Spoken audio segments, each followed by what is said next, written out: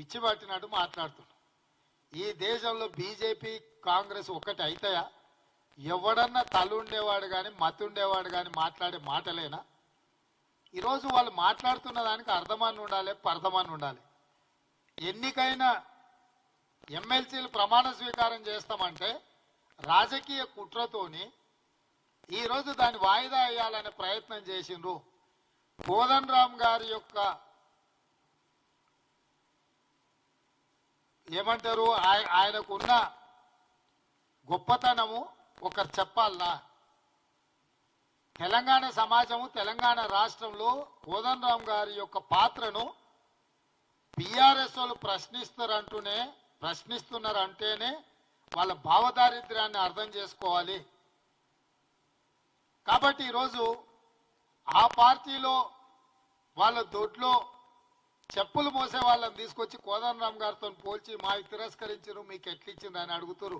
ఏమైనా అర్థం ఉందా ఏం మాట్లాడుతుండ్రో వాళ్ళు? కాబట్టి ఓటమితో మతిస్థిమితం తప్పి ఉనికిని కాపాడుకోవడానికి, మనగడ చూయించుకోవడానికి ఇట్లాంటి ఆరోపణలు చేస్తుండ్రు. కాంగ్రెస్ పార్టీలో హైయెస్ట్ అథారిటీ బట్టి విక్రమార్క గారు, రేవంత్ రెడ్డి, మహేష్ గౌడ్ గారు కాదు.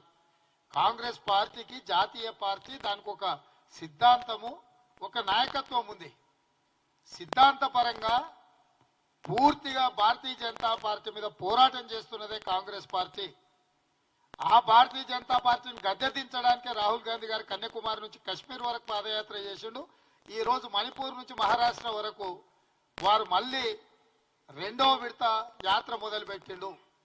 అట్లాంటి పార్టీ చిత్తశుద్ధినే శంకిస్తుండ్రు అని అంటే కేటీఆర్ యొక్క ఆలోచన, అతని అవగాహన, అతని యొక్క విధానం అర్థం చేసుకోండి. కాబట్టి అట్లాంటి పిచ్చి మాటల గురించి మనం పెద్ద చర్చించుకోవడం వల్ల ప్రయోజనం లేదు.